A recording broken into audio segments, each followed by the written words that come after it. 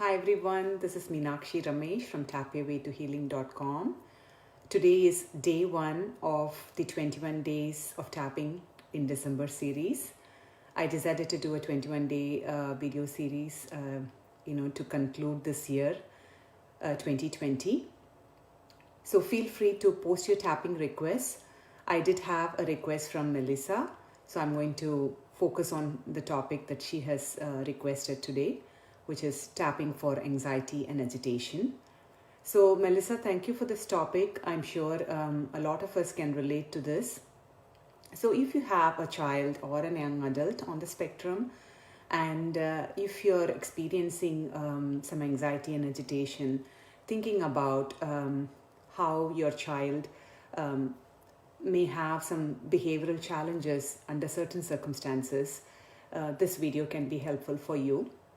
So before I start tapping, I would like you to bring someone into your heart space, put your hands on your heart, and hold an intention for someone in your life. It could be a family member, a friend, or a pet who can receive some love and healing. Just hold them in your heart and set an intention to send them love and support as you're tapping along with this video. And whatever the tapping be, just the intention can be for, it could be your own child or young adult, and set an intention for them to receive the love and healing that we are going to send through this tapping video. All right, so let's get started tapping with the tapping. So when we are anxious and agitated about our children, I always recommend that we start with ourselves first, although it is actually we are getting triggered and activated by the behavior or an outcome that we notice in our children or family members. But what is it doing to us as parents and caregivers that we always come back to that first and then start tapping and giving our emotions a voice? Okay, so let's tap. Even though I'm really agitated and anxious, thinking about my child, I deeply and completely love and accept myself. Even though I see these behaviors in my child, and I get so agitated, and my mind begins to go in circles, thinking about all the worst case scenarios. I choose to acknowledge who I am and how I feel. Even though a part of me wants to be on guard and hypervigilant and is constantly scanning the environment for danger and threats, I choose to acknowledge this part of me, and I acknowledge the fact that I am safe right here and now.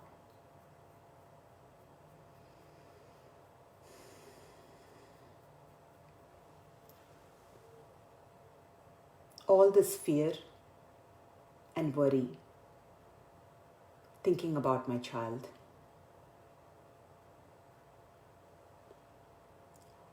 all this anxiety and agitation, worrying about the future of my child, all these repetitive thoughts and feelings of fear and unsafety.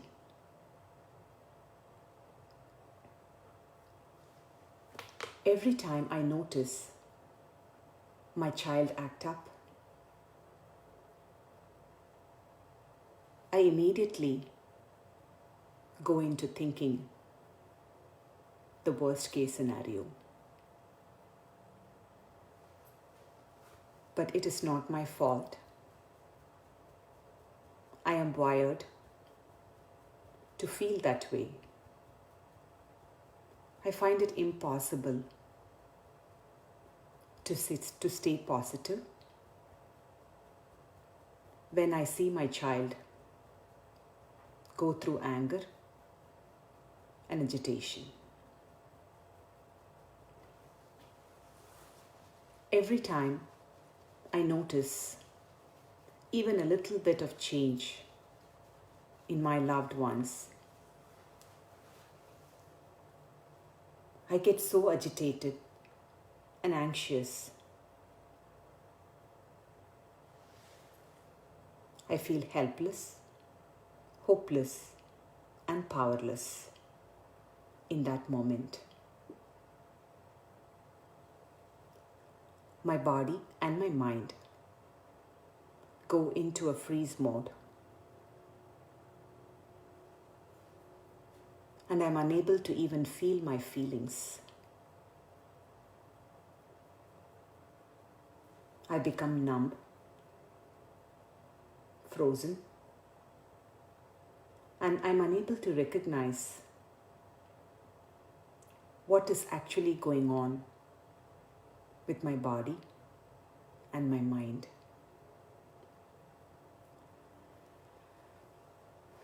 The little child in me gets activated and is frozen in fear and trauma.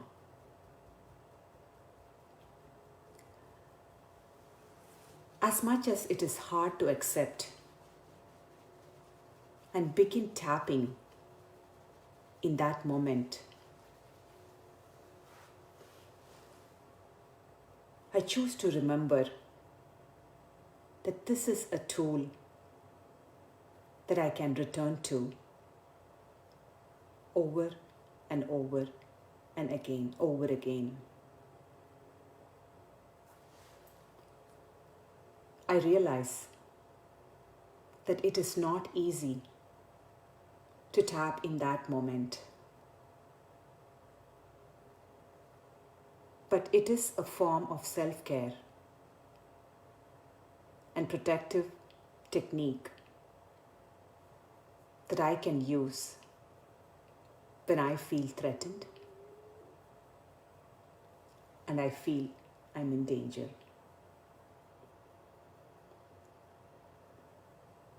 So even if it is for a few seconds or a few minutes, I choose to return to tapping, attend to myself, honor my emotions, especially the fear and anxiety. As I begin to discharge and dissipate the intense emotions, I begin to soften my own worry, fear, and anxiety. And this in turn can help me help my child in the best possible manner. So I give myself permission to put on the oxygen mask on myself first before I attend to my child. Even as I'm saying and tapping these statements, it seems impossible.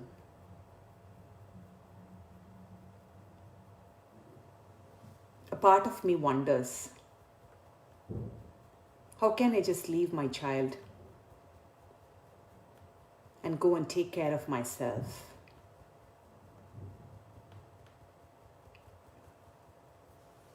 But I don't have to figure this out right now. I can begin to start a tapping practice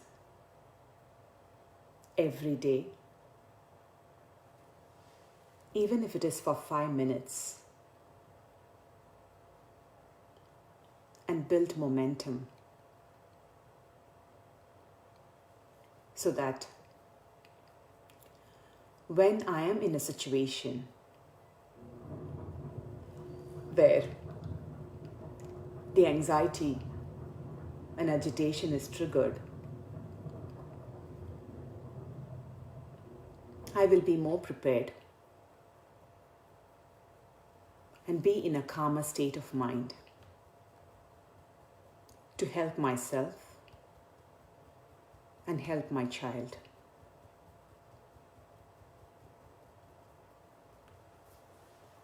I have been holding on to this belief that I need to be stressed, agitated, and anxious in order to feel safe, in order to protect my child. But what if, by shifting to a relaxed state and a calm and peaceful mind, I can help myself and my child in a much better manner.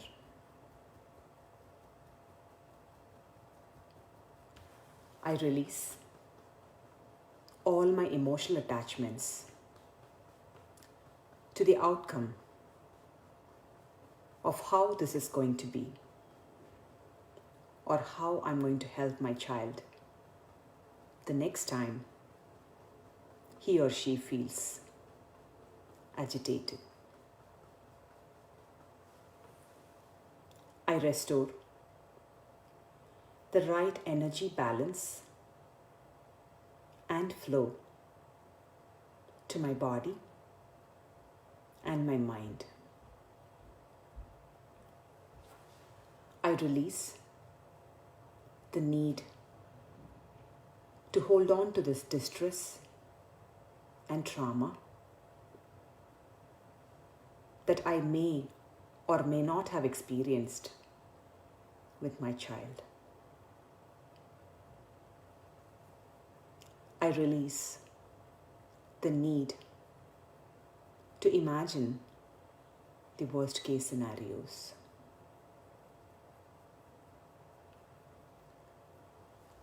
I release any conscious and unconscious resistance that I may have to letting go of being anxious and agitated.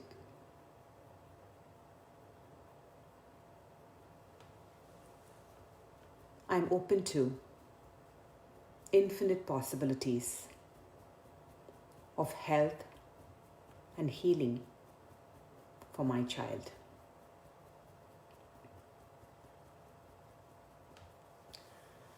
I set an intention right here and now for me to stay calm and confident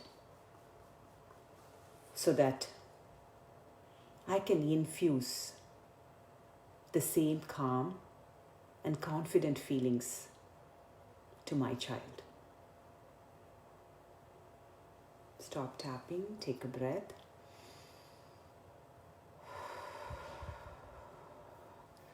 So Melissa, again, I tagged you in this video. I hope you get to watch it and tap along. Let me know if it was helpful. And thanks for this topic. I look forward to receiving more tapping requests in the next 20 days. So that's all for today. I'll see you all again tomorrow with another video. Take good care. Bye.